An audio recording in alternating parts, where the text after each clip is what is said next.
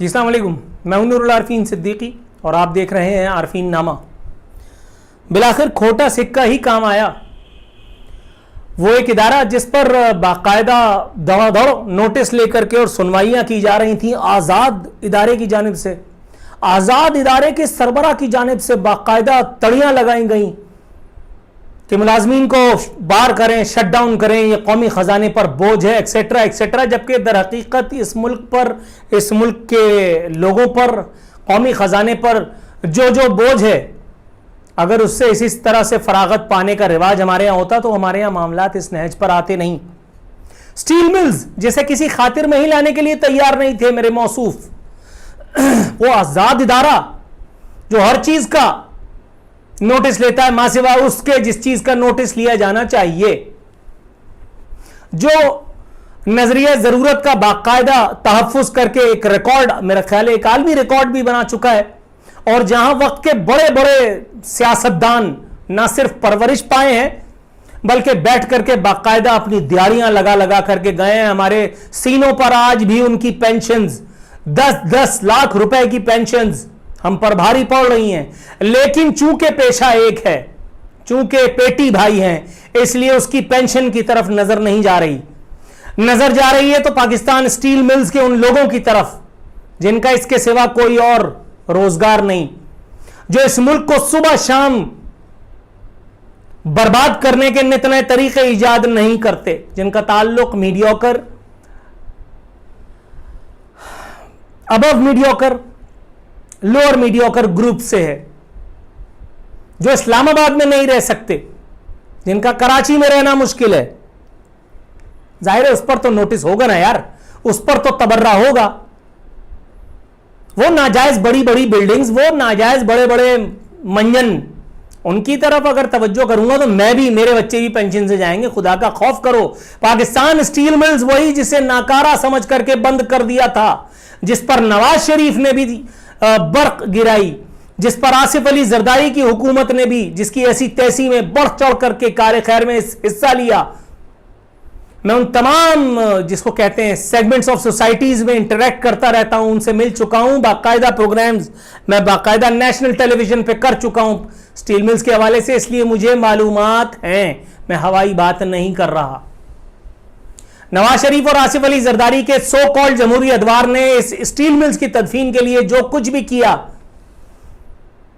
अगर एक तरफ वो काबिल माफी नहीं है तो दूसरी तरफ इमरान सरकार का वो झूठ, वो दरोह गोई जो इन्होंने स्टील मिल्स को बहाल करने के लिए की थी, और उसके बाद अब आकर के इसमें ताला डालने के दर पे हैं, और इस बार भी उसी इदारे के कंधे पे रखा जा रहा है जिसने रेमंड डेविस को छोड़ा था,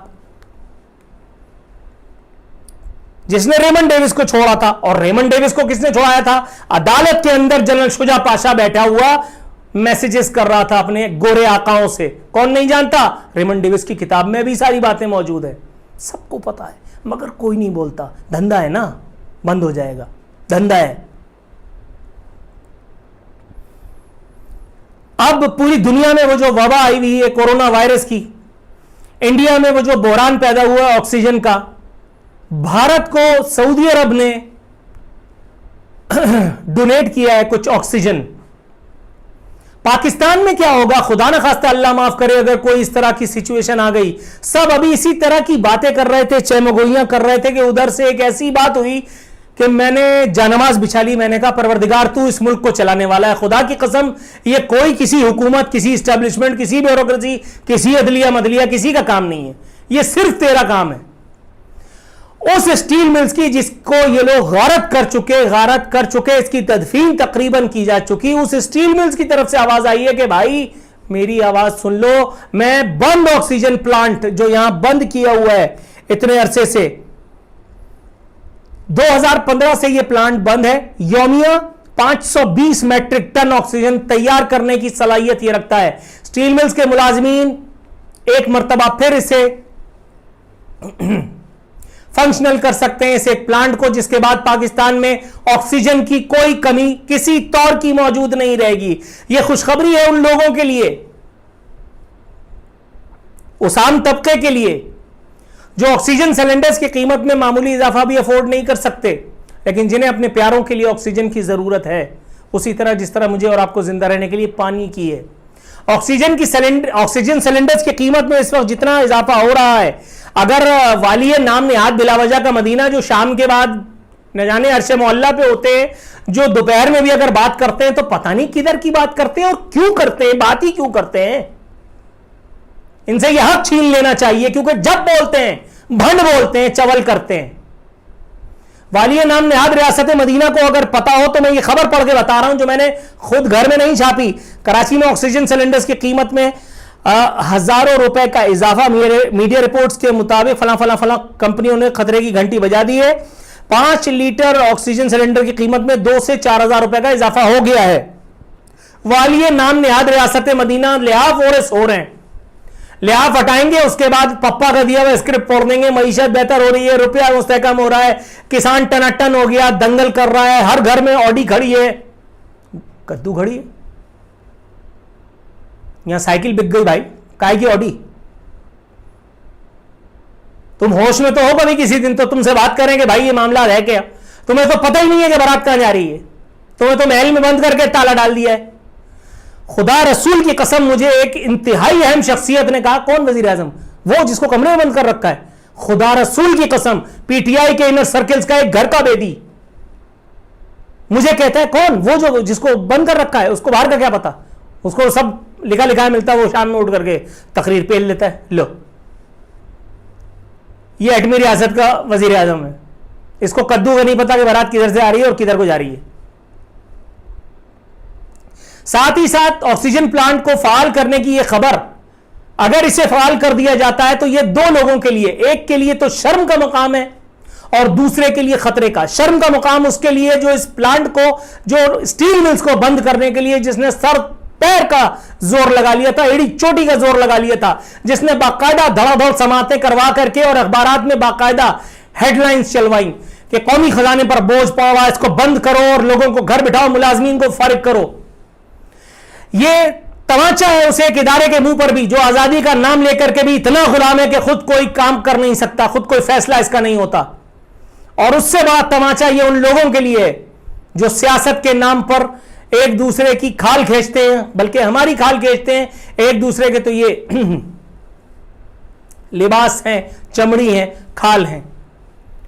पीपल्स पार्टी हो या नून लीग, इख्तिदार में होते हैं तो इन्हें स्टील मिल्स को प्राइवेटाइज करना होता था, और जब अपोजिशन में होते थे तो स्टील मिल्स और पीआईए के मुलाजमीन का रोना रोया करते थे।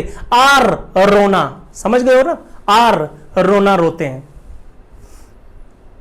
वही काम हजरत इमरान अहमद खान नियाजी रहमतुल्लाह ताला अलैह की सरकार ने भी किया, जिसे रहमतुल्लाह अलैह कहना गुनाह है, गुनाह है, मैं इन्वर्टेड कॉमास में कह रहा हूं। इस सरकार ने भी वही किया। यह इस सरकार के मुंह पर भी तमाचा है कि जिस इदारे को तुम अपने पैर पे खड़ा करने आए थे और जिस इदारे की बर्बादी का तुम सबब बन गए, तुम भी एक सबब बन गए नून लीग और पीपल्स पार्टी की तरह। वो इदारा अपनी टूटी हुई कमर के साथ तुम्हें पुकार रहा है कि बदबख्तों आ जाओ मेरी तरफ, मैं अभी भी तुम्हारा सपोर्ट कर दूंगा। लेकिन अगर चले जाएंगे तो कमीशन नहीं मारा जाएगा ब्यूरोक्रेसी का। अगर चले गए तो वो दिहाड़ियां जो लगी हैं कोरोना के नाम पर जितनों की, उसका क्या होगा? वो जो ऑक्सीजन सिलेंडर्स की कीमतों में दिन रात इजाफा मजीद अभी करवाना था, उसका क्या होगा? वो जो ऑक्सीजन इंपोर्ट करवाने के मंसूबे अभी से ड्राइंग रूम्स में बड़े बड़े लोगों के बन रहे थे, उसका क्या होगा? अगर स्टील मिल्स को फाल कर दिया 520 मैट्रिक टन, अबे भाई यही तो जरूरत है यहां की। अगर खुदा न खास्ता कोई बहरान आ गया तो जो जरूरत है वो पैदा हो रही है, तो फिर कहां से खाएं कमाएंगे?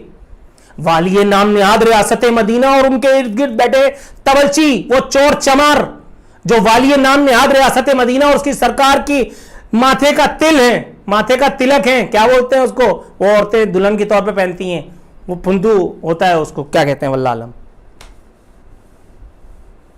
वालिय नाम निहाद रियासत मदीना और उनके आसपास के तबलचियों की तो मारी जाएगी,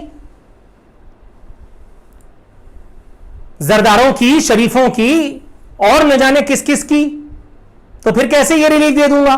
ताहम एक मुनहनी सी आवाज आई है, क्योंकि मीडिया में खबरें चल चुकी हैं, बात उछल चुकी है। अब इसको रोकने के लिए जरा थोड़ी सी फील्डिंग करनी पड़ेगी ना। हुकूमत का पाकिस्तान स्टील के ऑक्सीजन प्लांट का जायजा लेने का फैसला अब पैदागीरों की एक नई किस्म इसमें आकर के इसका जायजा लेगी, थोड़ा सा कीड़े वीड़े निकालेगी कि नहीं ऐसा है तो वैसा है, तो पैदागिरी इसमें भी होगी, इसमें भी होगी। मुल्क में ऑक्सीजन की यौमिया पैदावार 710 मैट्रिक टन और इतनी ही इस्तेमाल हो रही है। अगर जितनी इस्तेमाल हो रही है उसके अलावा भी हम पैदा कर लेंगे तो हम तो फायदे में हो जाएंगे। लेकिन हम अगर फायदे में हो गए तो फिर वो सारे लोग, वो सारे अशराफिया, वो रोसा, वो जिसको कहते हैं सरमायादार जरदार तबका, जो जरदारियों, नवाज शरीफों, इमरान खानों की जरूरत होते हैं, उनकी एटीएम हुआ करते हैं, वो तो बेमौत मारे जाएंगे। और यहां मैं किसी से नोटिस लेने के लिए भी नहीं कहूंगा, इसलिए कि अगर आपने नोटिस लेना होता तो आप शिबली फराज के इस बयान का नोटिस लेते कि जिसमें उसने कहा है कि पाकिस्तान के तैयार करदा वेंटिलेटर्स कारामद नहीं, जो 16 में से सिर्फ 4 फंक्शंस पर पूरे उतरते हैं। हमारे पास कोरोना इमरजेंसी के लिए ऑक्सीजन और जरूरी स्टॉक नहीं है। स्टील मिल्स के ऑक्सीजन प्लांट हंगामी तौर पर फाल करने में भी मसाइल हैं। यह शिबली फराज अपनी जुबान बोल रहा है, इससे बुलवाया जा रहा है कि प्लांट में मसाइल हैं, करना नहीं, बाहर से आने दो वरना जेबें खाली रह जाएंगी। दूसरा, वो जो इससे पहले इस एक वजारत का चैंपियन था जिसने दौड़ा कहा था कि हम तो वेंटिलेटर तैयार कर रहे हैं, अगर वो सच्चा था तो फिर ये झूठा है, फिर इसको फांसी चढ़ाओ। क्या भाई 16 में से 4 फंक्शन पूरा कर रहा है तो ये वेंटिलेटर का है, कद्दू का है? लेकिन नहीं, क्योंकि वो भी गेट नंबर 5 की पैदा है, उसका मुकर्रब है, और ये भी ना इसका कुछ उखाड़ सकते हैं ना उसका, तो फिर क्या करेंगे? राम नाम सत्य है, चादर बुझाओ, बत्ती बुझाओ, चादर बिछाओ, सो जाओ।